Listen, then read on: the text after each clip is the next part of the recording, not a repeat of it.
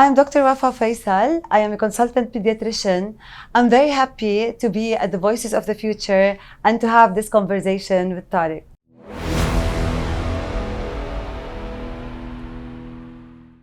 It's so wonderful to have a friend who is helping to make a change in the world.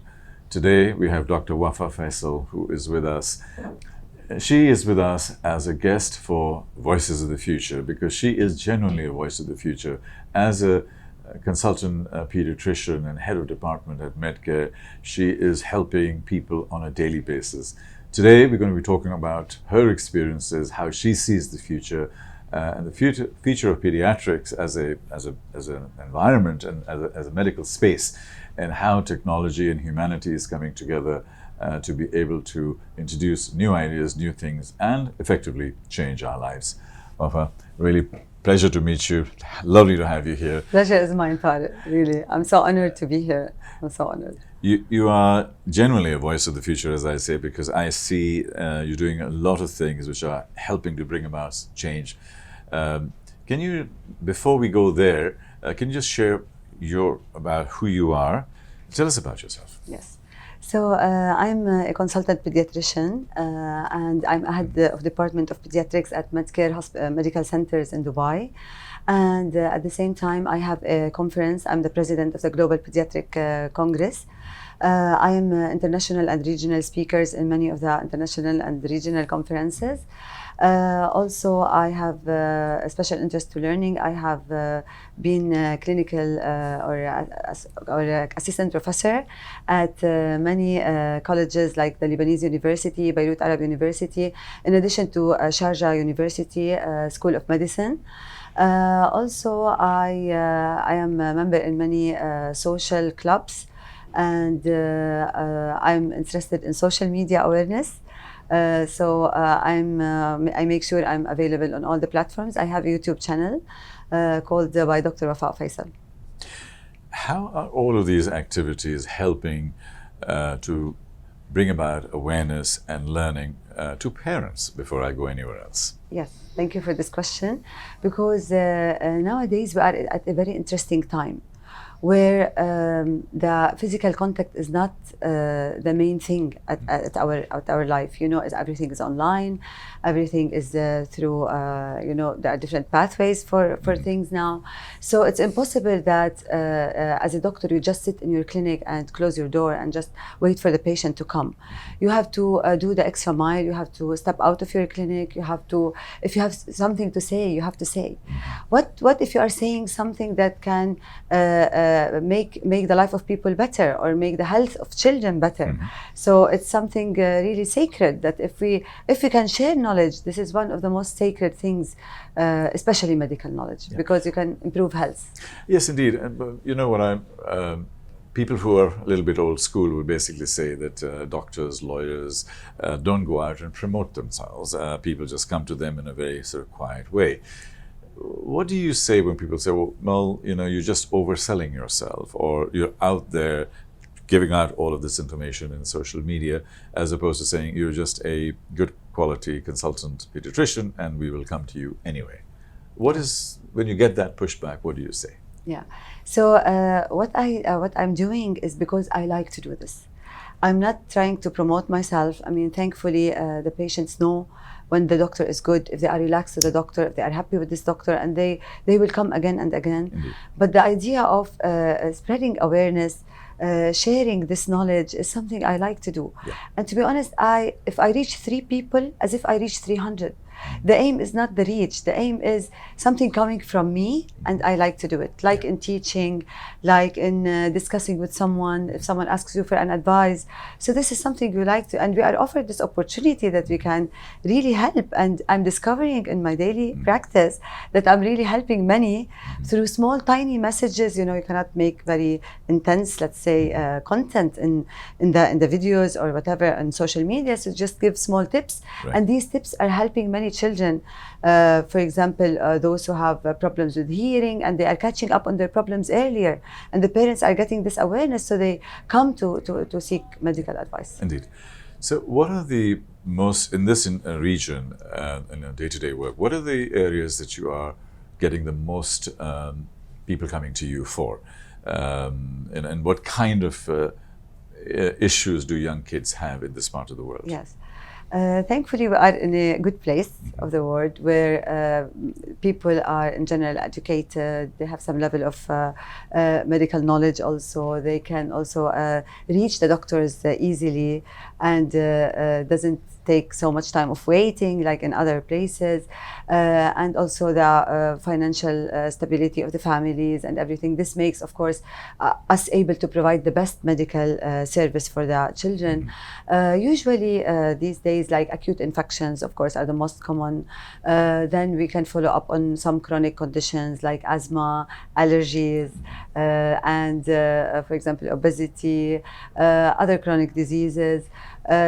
But yes, acute infections take a major part in the pediatricians' clinics, especially during the weather changes. Yeah, it's very interesting because I've been saying in terms of the kind of diseases that we have today, perhaps not for children, that 100 years ago, most of the diseases were infectious diseases. Today, most of them are self-inflicted diseases, cardiometabolic diseases, cancer, heart, diabetes. They're all self-inflicted, not infectious. So it's chronic. interesting to, and the chronic. So it's interesting to hear that, and to adjust our belief system that obviously younger kids are getting affected by. Yeah, thankfully, still the major diseases in kids are not like chronic diseases. We call them chronic non-communicable diseases. They are there. Yeah. Let's say obesity, diabetes, these kind of diseases that the child has to live for a long time with.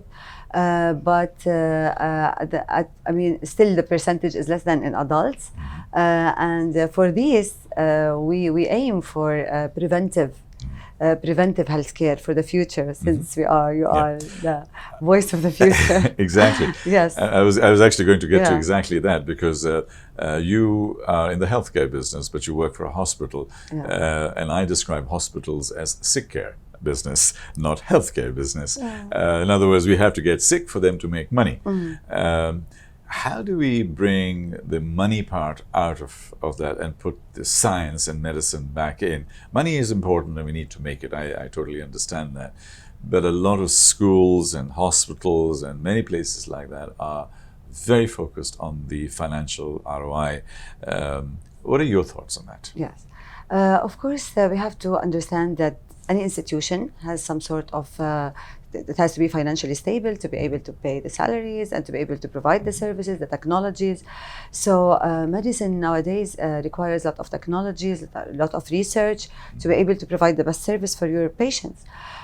So thankfully, the place I am in, it's not their priority, and that's what makes me very relaxed to work.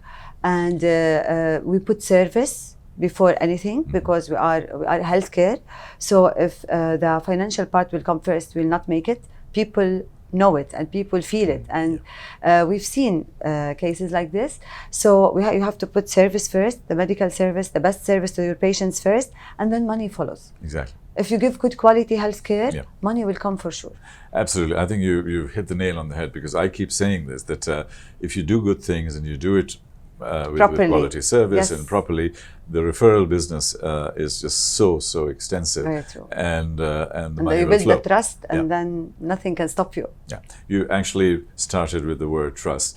You know, in all of my presentations as a keynote speaker, when I talk about the future, I say that trust and truth are going to define the future. True. In your business, trust is the most important. How do you build trust when in the world today people can check social media and compare things, and there are a lot of scandals and stuff like that? How are you building trust with your patients and with the community? By being a trustworthy person yourself. If you are trustworthy, and you say what you think is right, and you say your own truth and your own knowledge, and you respect your limitations. For example, some patients come with certain condition that's not my scope, and I'm not the best expert in that. I have to be very honest. And sometimes when I'm very confused, I say, if this child is my child, what do I do? Yeah. And here I get the answer. Yeah. So I refer them, I give them the awareness about the other doctors, the other places they have to go to. So being honest is number one in this career. If you are not honest as a doctor, you wasted so much time. You could have done other specialties like business, and because we are touching lives, So these, I say always, these tiny hands Yeah. are our biggest hopes, and our life goes around these tiny hands to make them develop and grow in a healthy way. You know, in the world of today, Dr. Wafaa, we have people coming in with special requests, designer babies, and cloning is now happening. CRISPR comes in, and you can literally start readjusting blue eyes and this, that, and the other. So what is your view on this whole concept of creating designer babies? A medical view and a morality view? At this stage, I mean, I can say, let's wait and see. Because before, you know, we used to think that IVF is something big, in vitro fertilization, you know. Yes. And then it's happening, and it helped many families to have the best gift from life, a child, and to raise a child, and to enjoy him, and to be their hope and their support in life. So I cannot comment because I didn't see anything so far happening. Of course, there are ideas about the future, but I mean, I'm open-minded to see and judge later on. Yeah. So anything that's odd to humanity, it will disappear by itself. So anything that will affect us, like in a negative way, it will go. It will not stay with us. Yeah. So I can wait and see for these things to happen. But definitely interesting things are happening in the field of medicine. And yeah, I mean, I think the health tech business and green tech are the Yes. two biggest growth Yes. areas over the next 20, 25 years. You hit on something very, very interesting, and I've spoken about this. 50, 100 years ago, to have a heart transplant was considered witch doctor. I mean, 50 years ago, having an IVF thing was considered completely inappropriate. Today, both of them are daily routine Yes. things. So perhaps you're right that we may be judging designer babies from today's perspective, but as we develop, and as long as we are looking at those kinds of things with a view of health and eliminating disease prior to exactly. birth, because at CRISPR level you can actually the genes, the they genes, will maybe exactly. provide only the good genes. That's and we have to keep open-minded and see. And that's a Yes. lovely Yeah. response. When you position yourself and look into the future, and if you were to leave a message in a bottle for your kids or for other people to see, and let's say we found that message 5 years, 10 years from now, what will that message say? What is your message into the future? So I can say that in this life, your career is extension of your personality. So just do everything from your heart, be true to yourself, and live your truth, and the future will be in front of you like so bright. What is the advice that you give to parents when they become overprotective about their children and a lot of the things that are happening? And I call them helicopter parents, Yes. or snowplow parents. In other words, they just clean everything Yes. and everything just goes through. They look at you as an advisor, as somebody, as a consultant to their lives. What do you say to them? Yeah. Thank you for this question, because I consider myself a coach. We were speaking Yes. about coaching. We coach these families through Yeah. the process. It's not easy, especially for new parents, to have this responsibility in their hands. And sometimes they are young, sometimes they are not supported by bigger families. So here our role comes to tell them all what they need to know from the medical part and how to deal with the issues. But there comes a part of over worrying and yes, as you said, helicopter parenting in other stages. So we give them the proper advice, and we try to reassure them as much as we can, and we give them our numbers. We try to be very approachable for them, so they can call me 24/7, my patients, or leave messages on WhatsApps and on my platforms, and I'm happy to be there for them. Millions of people will be watching this particular interview. What is your message to the people out there? What should they be looking at, thinking about in a world where there is war, there is problems, there are things like that? What is your message of hope to them? I will tell them that we trust that the universe is always on its way to the greater good. This is a friendly universe. They have to know this. if they believe this in themselves, that our files, our file is safe with God, and we are here to be happy in this life, and this is being happy is kind of a prayer. So we should not worry a lot, and the universe is sacred as it is. We cannot change. We can change certain things, of course, but major problems which are outside of our hands should be left for bigger other powers, and just enjoy what we can do and do it at its best, and living the present as its best, because the present is the most important thing here. Here we are today. The future is not in our hand. The past, we don't belong there anymore. So live your present the best way you can. Dr. Wafaa, on that beautiful, hopeful moment, it is wonderful to have you here. Thank you very much indeed. And we had Dr. Wafaa Faisal joining us today, consultant pediatrician, great role model, great coach, great advisor to parents, great hope for us, because she's showing us a view of the world which is positive, human, and hopeful. So we're very grateful to her to join us today. Thank you.